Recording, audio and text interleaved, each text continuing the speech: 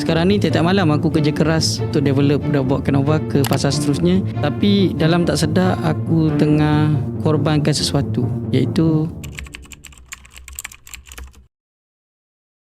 Assalamualaikum semua, selamat datang ke YouTube channel Aizat Arfah. So kembali lagi dalam video The New Aizat Arfah, di mana korang tak akan dengar dah review berkenaan technicality ataupun fundamental kepada Canova dah lepas ni. Benda tu dah jadi kita punya second choice ataupun dah jadi topik kecil dah, bukannya the main topic. So sekarang ni aku just nak share experience aku develop robot Canova yang version 9 sekarang. Mana yang belum tahu lagi, robot Canova sekarang di version 8 yang terakhir, dan sekarang Cap tengah nak bina version 9. And memang bila kita start develop ni akan ada banyak isu lah. Cap akan hadapi banyak kegagalan, banyak masalah coding, tak jadilah apa semua kan. So benda tu akan buatkan aku jadi stres, dan bila aku dah stres, aku akan tak cukup tidur lah, rasa lapar, nak makan banyak apa semua. So at the end kesihatan aku dah start memburuk sedikit. So aku nak kena make sure aku patah balik ke jalan yang betul. So ini yang aku buat.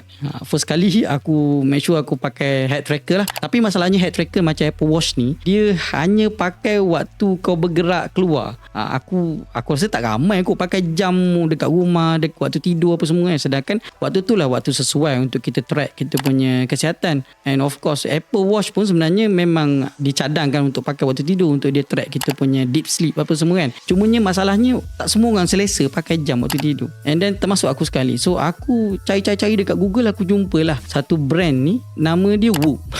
Whoop ni memang famous lah. Kalau korang nak tahu, Whoop ni pun kita punya the GOAT kita, iaitu Cristiano Ronaldo pun pakai Whoop ni. Cuma masalahnya aku bukanlah Cristiano Ronaldo lah. Aku hanya rakyat biasa. Sebab Whoop ni masalah dia adalah dia kena subscribe setiap bulan ataupun setahun kena bayar. Dan bayaran ni pula beribu. Lupa dah berapa, tapi ribu lah, bukan beratus lah. Beribu ringgit setahun kena bayar. Dan pada aku benda tu baik kau guna untuk makan nasi lah. And aku macam okay, aku tak nak Whoop. Aku decide aku tak nak keluarkan duit beribu setiap tahun untuk sekadar untuk dapatkan data kesihatan aku. So aku Google, aku jumpa, kita jumpa satu kompetitor kepada Whoop baru dilancarkan, iaitu Fitbit Air.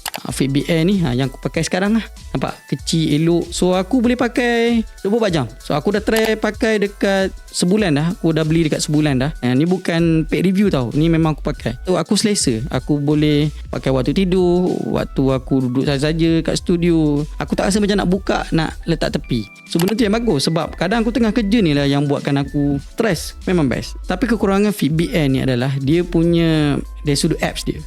Dia memang sedih lah. Masalah Fitbit Air ni dia baru, dia collab dengan Google Head. Sebab Google Head yang acquire Fitbit ni hampir bankrupt kot. Tapi tu cerita lain lah. Aku Google lagi, aku jumpa Bevel. So Bevel ni dia hanya app saja. Bevel ni tugas dia adalah untuk keluarkan data-data daripada Fitbit Air ni. Semuanya asalnya Bevel ni dikeluarkan untuk keluarkan data yang Apple Watch tak boleh keluarkan, sama macam Whoop. Maksudnya Bevel ni dia nak counter Whoop tapi dengan guna Apple Watch. Tapi sekarang dia dah lain, dah trend terbaru. Orang tak suka dah pakai Apple Watch waktu tidur. So orang beli Fitbit Air, pakai Bevel untuk counter Whoop. Sebab apa? Sebab Fitbit Air dan juga Bevel ni dua-dua tak ada subscription, iaitu open source. So benda ni yang buat aku trigger sekarang, yang mana decision aku untuk bawa Canova ke arah open source. Sebab benda ni macam mana satu syarikat Whoop yang besar, orang boleh counter dengan satu brand dan satu application dan declare free sources.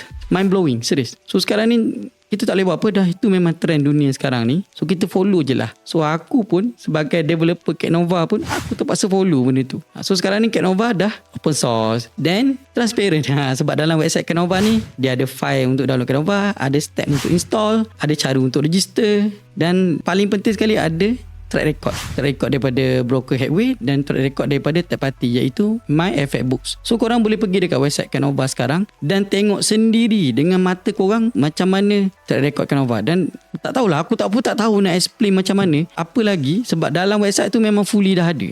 Jangan risau, korang just tengok je. And yang penting sekali, aku happy dengan apa aku buat. Korang happy tak dengan apa korang buat?